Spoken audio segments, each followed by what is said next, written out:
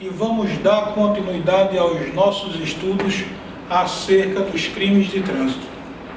Como vimos, na aula passada, a respeito da possibilidade de uma transação penal acerca dos crimes de trânsito, vamos agora analisar a questão dos crimes capitulados aí nos artigos 306 e 308, vez que eles permitem que sejam aplicadas o instituto previsto no artigo 89 da Lei 9099/95, e considerando aí o tanto de pena, que é de 6 meses a 3 anos, seja para um crime, seja para o outro. A título já de informação, vamos adiantando aí que o artigo 306 versa sobre a embriaguez ao volante e o artigo 308 sobre participar de racha, de corrida em via pública. Veremos mais aprofundado. O artigo 89, pessoal, ele diz o seguinte: o artigo 89 da Lei 9099, ele diz que nos crimes em que a pena mínima combinada for igual ou inferior a 1 ano, abrangidas ou não por esta lei, o Ministério Público, ao oferecer a denúncia, poderá propor a suspensão do processo por 2 a 4 anos, desde que o acusado não esteja sendo processado ou não tenha sido condenado por outro crime, presentes os demais requisitos que autorizariam a suspensão condicional da pena. Trocando aqui em miúdos, como se diz o ditado popular, vamos analisar o dispositivo legal. O primeiro requisito a ser aplicado é verificar o tanto de pena. Se essa pena é igual ou inferior a 1 ano. É o primeiro requisito. Isso acontecendo, no caso do dirigir sob a influência de álcool, por exemplo, a pena vai de 6 meses a 3 anos, ou seja, a pena mínima é inferior a 1 ano. Desde o momento do oferecimento da denúncia, o promotor de justiça, ele poderá propor a suspensão do processo. Isso, pessoal, não deve ser entendido como sendo algo que privilegie a impunidade. Isso é uma garantia processual e que, na prática, ela é efetivada. Certo? Então, desde o oferecimento da denúncia, o promotor de justiça ele poderá propor a suspensão do processo. Desde que o acusado não esteja sendo processado ou tenha sido condenado por outro crime, então aí entra a questão de ele não ser reincidente em crime doloso. É um outro requisito que se faz necessário atender para a aplicação do artigo 89 da Lei 9099. Além disso, ele tem que atender os seguintes requisitos: a culpabilidade do agente, a sua personalidade, a sua personalidade, a conduta social dele, os seus antecedentes. Tudo isso vai ser colocado na balança e, possuindo-se resultado favorável a isso, vai se exercer, vai ser ofertado a ele, já desde o momento da denúncia, a figura da suspensão condicional do processo.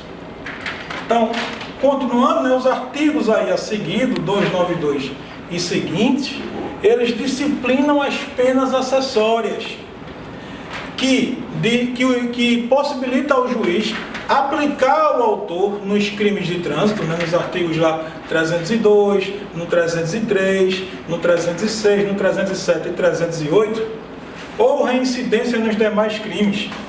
Nós veremos agora as penas acessórias que a autoridade judiciária competente poderá aplicar nos crimes de trânsito, quais sejam.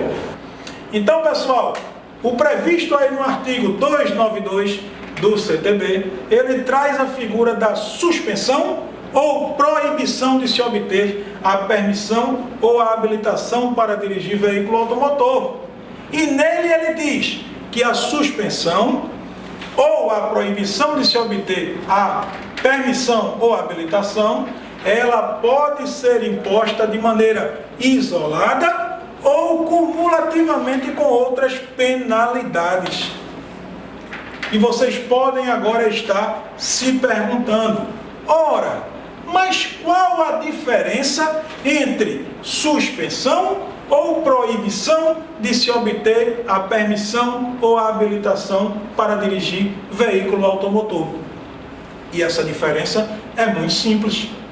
A suspensão, pessoal, ela é aplicada quando a pessoa já possui a carteira nacional de habilitação ou a permissão para dirigir. Já o instituto da proibição será usado para as pessoas que não possuam a carteira nacional de habilitação ou a permissão para dirigir. E veremos agora que ela ficará por um tempo, previsto em lei, por um período em lei previsto, de se obter, de exercer esse direito de adquirir a carteira nacional de habilitação ou a permissão para dirigir. E isso está previsto no artigo 293 do nosso CTB, que traz a seguinte redação. E ele diz que a penalidade de suspensão ou de proibição de se obter a permissão ou a habilitação para dirigir veículo automotor tem duração de 2 meses a 5 anos. Vocês podem agora também estar se perguntando, mas eu vi que em algum instituto lá no CTB, que a suspensão do direito de dirigir, ela vai se dar por 12 meses, ou por até 12 meses, por exemplo, quando alguém é flagrado conduzindo motocicleta, motoneta ou ciclomotor, sem usar o capacete de segurança, infração de trânsito prevista lá no artigo 244, inciso 1º do nosso CTB. Porém, não confundam essa suspensão de caráter administrativo com a suspensão prevista no artigo 293 do CTB. Essa prevista aqui, no artigo 293, ela é uma suspensão de caráter judicial, diferentemente da prevista no artigo 256, inciso 3º, combinado lá com os artigos 261 e 265, tudo do CTB, que é uma suspensão de caráter administrativo. Então, o artigo 294, ele traz aí a figura de que, em qualquer fase da investigação ou da ação penal, havendo necessidade para garantia da ordem pública, poderá o juiz, como medida cautelar de ofício, ou a requerimento do Ministério Público, ou ainda mediante representação da autoridade policial, e entenda-se aí por autoridade policial o delegado de polícia, decretar em decisão motivada a suspensão da permissão ou da habilitação para dirigir veículo automotor ou a proibição de sua obtenção. Por analogia, podemos comparar o previsto no artigo 294 do CTB como uma medida cautelar, pessoal. Imaginemos a seguinte cena: um indivíduo que, de maneira quanto mais, é flagrado dirigindo sob a influência de álcool. Nós sabemos que é um crime que cabe a possibilidade de fiança, e de maneira quanto mais essa pessoa é flagrada dirigindo veículo automotor sob o efeito de bebida alcoólica, é conduzida à delegacia, vai ser feito auto de prisão em flagrante, mas para tantas quantas vezes for conduzido, vai ser arbitrada a possibilidade, vai se ter a possibilidade de fiança, na verdade. Então imaginemos essa situação. Poxa, como poderíamos evitar, ou pelo menos dificultar, que essa pessoa viesse a dirigir? aplicando o previsto aqui, ó, no artigo 294, que autoriza, em qualquer fase da investigação ou da ação penal, né, logicamente através de uma decisão fundamentada pela autoridade judiciária competente, mediante requerimento do Ministério Público ou representação da autoridade policial, determinar a suspensão da permissão ou da habilitação para dirigir veículo automotor ou a proibição de sua obtenção. No parágrafo único, ele traz aí a possibilidade de recurso. Qual será o recurso previsto na legislação de trânsito em que alguém, uma vez sancionado pela proibição ou suspensão do direito de dirigir, por determinação judicial, de que recurso essa pessoa poderá se munir? Então, no parágrafo único, ele diz que da decisão que decretar a suspensão ou a medida cautelar, ou da que indeferir o requerimento do Ministério Público, caberá recurso em sentido estrito, sem efeito suspensivo. E, mais uma vez, nós encontramos uma correlação da legislação de trânsito com o Código de Processo Penal, vez que o recurso em sentido estrito é um recurso de caráter penal previsto lá no nosso Código de Processo Penal, certo? E veja que existe a possibilidade de recurso, mas esse recurso não auferirá ao recorrente o efeito suspensivo, ou seja, vai-se entrar com o recurso cabível, mas a suspensão ou proibição de se obter a CNH e a PPD continuará até decisão em contrário do julgamento do recurso em sentido estrito. E, mais uma vez, vale afirmar, não confundam essa suspensão ou medida cautelar aqui, né, de proibição ou suspensão do direito de dirigir, com a suspensão do direito de dirigir previsto no artigo 256, inciso 3º, lá do CTB, certo? Que é uma suspensão de caráter administrativo e esta, por sua vez, uma suspensão de caráter judicial. No artigo 295, ele vai nos trazer aí a questão da suspensão para dirigir veículo automotor, né? Então ele diz, a suspensão para dirigir veículo automotor ou a proibição de se obter a permissão ou a habilitação será sempre comunicada pela autoridade judiciária ao Conselho Nacional de Trânsito, CONTRAN, e ao órgão de trânsito do estado em que o indiciado ou réu for domiciliado ou residente. E para que isso? Qual o efeito prático disso, pessoal? É para que seja lançado nos sistemas de consulta de que essa pessoa está com a suspensão do direito de dirigir determinada pela autoridade judiciária ou que esta pessoa não poderá, também por determinação judicial, obter a CNH ou PPD. Então não deve ser confundido, certo? E essa suspensão, ela tem que ser comunicada aos órgãos. Para quê? Para quando estivermos realizando a fiscalização, no momento da consulta, e daí a importância de não se limitar apenas a visualizar a carteira física e sim realizar consulta ao sistema do RENAST daquela pessoa para se verificar se ele está incorrendo aqui em alguma dessas circunstâncias da suspensão ou proibição do direito de dirigir. Então, não se limitem na fiscalização de trânsito a olhar apenas a CNH ou PPD. Deem-se o trabalho de verificar o sistema, porque ele pode estar portando a cédula, mas já ter sido decretada pela autoridade judiciária competente a suspensão de seu direito de dirigir.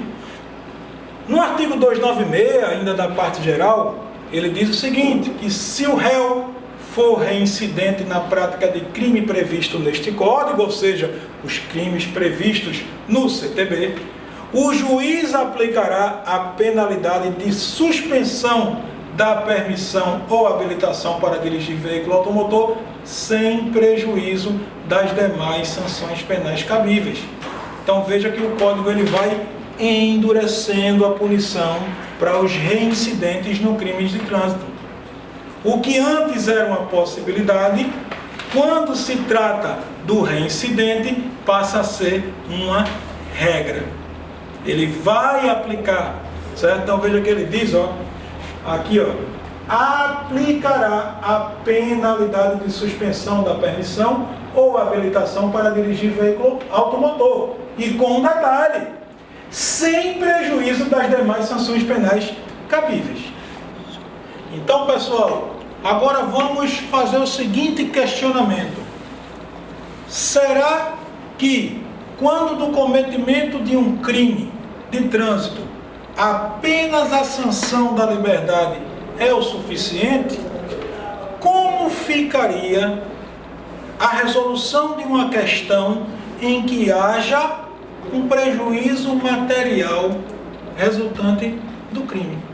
E a solução para isso nós vamos encontrar no artigo 297 lá do nosso CTB, que reza o seguinte: ele diz que a penalidade de multa reparatória consiste no pagamento, mediante depósito judicial em favor da vítima ou de seus sucessores, de quantia calculada com base no disposto no parágrafo 1º do artigo 49 do Código Penal. Sempre que houver prejuízo material resultante do crime. Então aí, mais uma vez encontramos correlação da legislação penal extravagante prevista no Código de Trânsito Brasileiro com o próprio Código de Trânsito Brasileiro. E no parágrafo 1º do artigo 49, ele estatui o tanto dos dias multas, o valor. Ele diz que o valor do dia multa será fixado pelo juiz, não podendo ser inferior a 1/30 do maior salário mínimo mensal vigente ao tempo do fato, nem superior a 5 vezes esse salário. No parágrafo 1º ele diz que a multa reparatória não poderá ser superior ao valor do prejuízo demonstrado no processo, o que caracterizaria, por exemplo, o enriquecimento ilícito da vítima. O objetivo ali não é enriquecer ninguém, mas sim reparar de maneira justa o dano causado, o dano sofrido pelaquela pessoa. E no parágrafo 2º ele diz que aplica-se a multa reparatória os dispostos dos artigos 50 a 52 do Código Penal. E no artigo 50, ele diz que a multa deve ser paga dentro de 10 dias, depois de transitada em julgado a sentença. E o que isso quer dizer?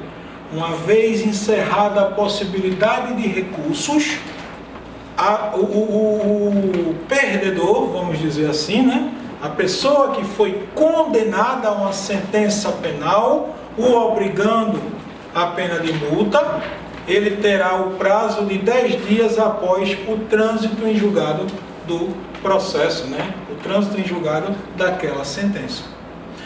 E diz que, a requerimento do condenado e conforme as circunstâncias, o juiz pode permitir que o pagamento se realize em parcelas mensais.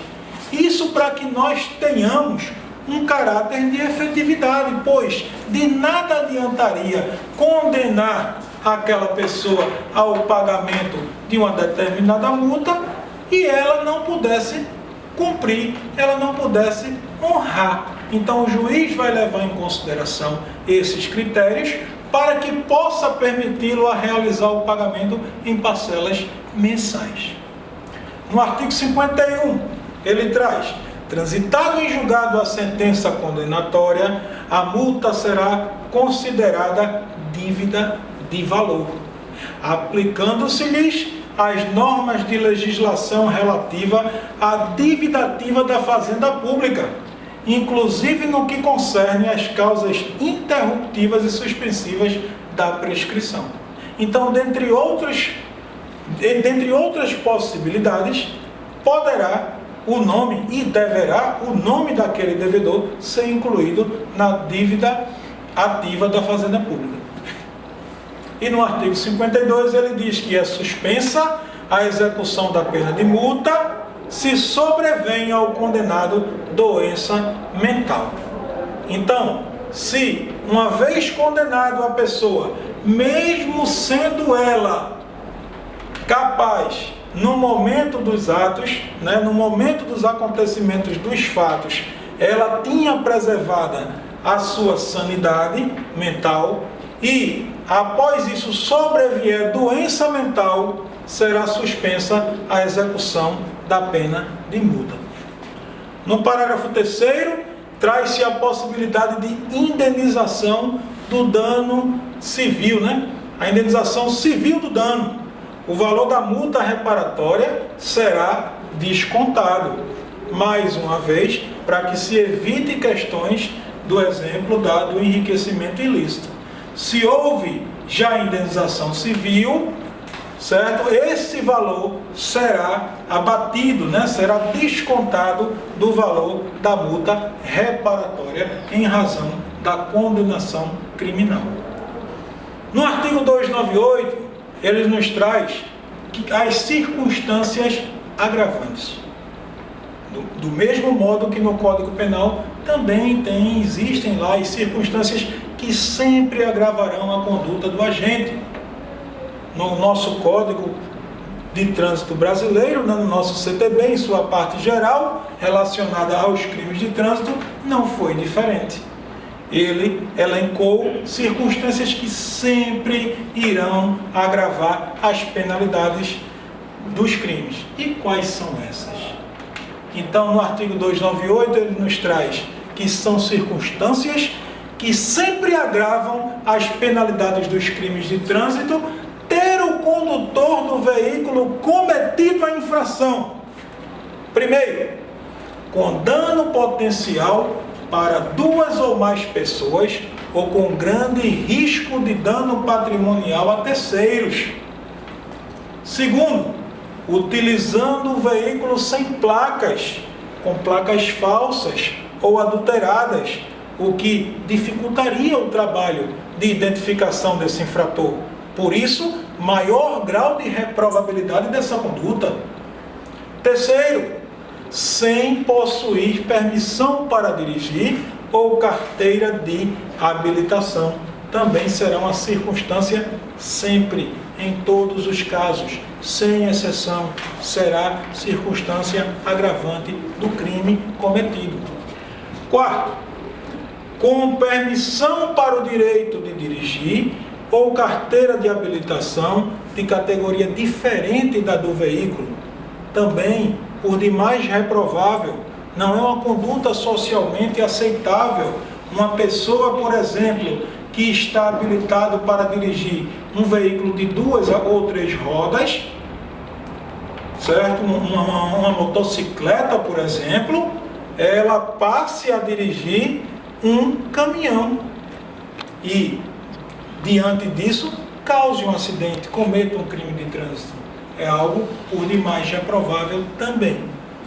Quinto, quando a sua profissão ou atividade exigir cuidados especiais com o transporte de passageiros ou de cargas.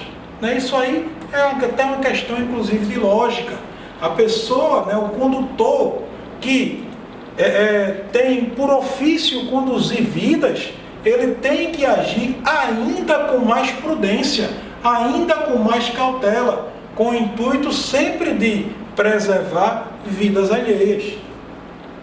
Sexto, utilizando o veículo em que tenham sido adulterados equipamentos ou características que afetem a sua segurança ou seu funcionamento, de acordo com os limites de velocidade prescritos nas especificações do fabricante. Sétimo, sobre faixa de trânsito temporária ou permanente destinada a pedestres. Então, se o crime é cometido sobre a faixa de pedestre, que é um local apontado como sendo seguro para a travessia de uma via, por exemplo, e o crime é cometido lá, a reprovabilidade tem que ser maior de verdade. Porque é naquele momento em que a pessoa se sente mais seguro em estar atravessando uma rodovia e a pessoa, por uma imprudência, venha e avance o sinal vermelho e venha causar uma lesão corporal, venha causar um homicídio, por exemplo.